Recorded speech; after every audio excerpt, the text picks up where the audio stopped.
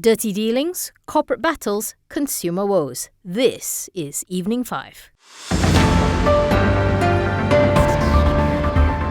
Economy Minister Rafizi Ramli has signed a Memorandum of Understanding with Singapore's Minister of Trade and Industry, Gan Kim Yong, to formalise the cooperation of both countries on the Johor-Singapore Special Economic Zone. The signing was witnessed by Prime Minister Datuk Sri Anwar Ibrahim and his Singapore counterpart, Lee Hsien Loong. Under the MOU, Malaysia and Singapore will work towards enhancing cross-border flows of goods and people, as well as strengthening the business ecosystem within JSSEZ to support investments. However, the scope and area of the JSSEZ are not immediately clear. Both sides also agreed to work towards a full-fledged agreement on the JSSEZ and provide an update to the 11th Malaysia-Singapore Leaders Retreat, which will be held sometime in 2024. Malaysia and Singapore will also work on several initiatives that will build towards the JSSEZ, including a one-stop business investment service centre in Johor to facilitate the application processes for Singapore businesses to set up in Johor, adoption and implementation of a passport-free QR code clearance system on both sides,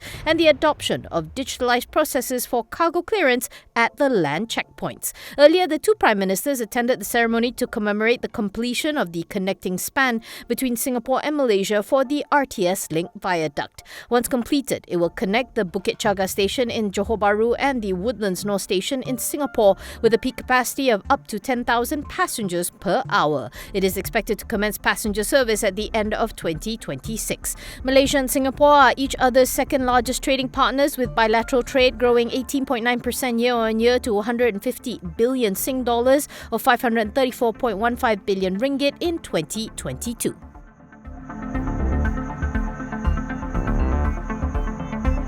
Former Finance Minister Tun Daim Zainuddin revealed on Thursday that he is being investigated under Section 23 of the Malaysian Anti-Corruption Commission Act for abuse of power for gratification. He said this in his affidavit in support of a judicial review application by him and his family members to quash the MACC's investigation and to release their assets. Daim, whose full name is Che Abdul Daim Zainuddin, said that even though he had been subject to the MACC's actions, which saw accounts belonging to him and his family frozen under the Anti-Money Laundering, Anti-Terrorism Financing and Proceeds of Unlawful Activities Act, and properties including Ilham Tower seized under Section 38 of the MACC Act, MACC's probe came under Section 23 of the graft-busting law. In the affidavit, Daim denied any wrongdoing, echoing what he said in an earlier press statement. Daim said he was unaware of the allegations made against him by an undisclosed complainant, calling MACC's probe a fishing expedition. Daim also revealed that the decision to join the government from 1984 to 2001 and serving the country came at a great financial loss to him and his family. He explained that roughly 1 year after he joined the cabinet, he was directed to liquidate his investments in public listed companies and United Malayan Banking Corp. According to Daim, at one point his liquid assets stood at over 750 million, and that if he had put that amount into a S&P 500 index fund in 1984, the value today would be over 42 billion ringgit. However, he did not reveal his current net worth.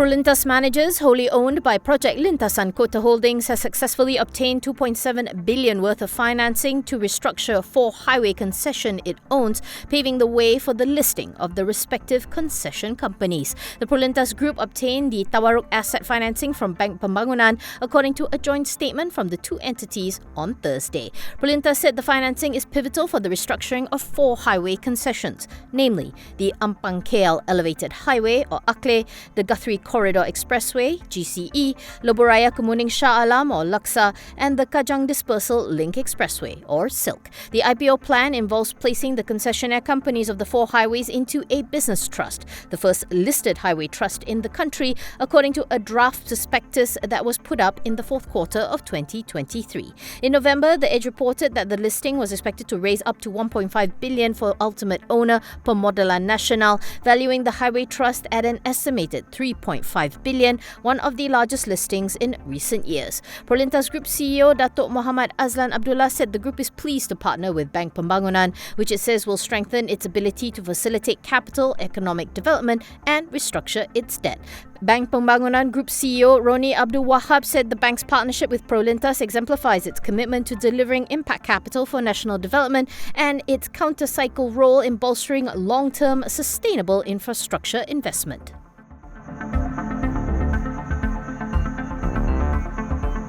JAG Capital Holdings' mandatory general offer for KUB Malaysia is not due to any valuation issues, according to Plantation and Commodities Minister Datuk Sri Johari Ghani. JAG is controlled by Johari, who holds a 98.75% stake. On Tuesday, JAG raised its stake in KUB to above the 33% threshold, triggering the MGO. JAG says it does not intend to keep KUB's listing status. He explained that they had announced earlier their plan to buy over Central Cables, and because of the share issuance, the GO was triggered. Johari also stressed that the corporate exercise had been announced prior to his appointment as minister.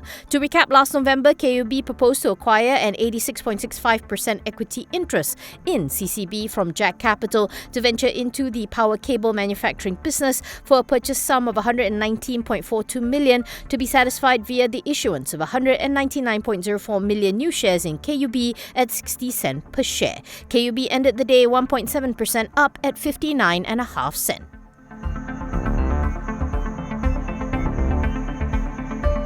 Warisan TC Holdings Unit has been appointed as the sole and exclusive distributor of EVs for Chinese car manufacturer GAC AION. Under the agreement, Warisan's unit will be responsible for importing, distributing, selling and performing after-sales service and spare parts and accessories for GAC AION's EV cars in Malaysia. The agreement shall be effective for a term of 3 years. Warisan's wholly owned subsidiary, WTC Automotive Malaysia, said the distribution and service agreement will provide an opportunity for the group to diversify its business activities by expanding the product range to the EV sector to cater for a diversified customer base. GAC AION, established in 2017, is principally engaged in the research and development, manufacture, sales of EVs, parts and component services in the People's Republic of China. Warisan said the agreement requires funding for working capital purposes and shall impact its gearing for FY 2024. However, it said the agreement is not expected to have any material effect on its EPS and net assets per share for FY 2024.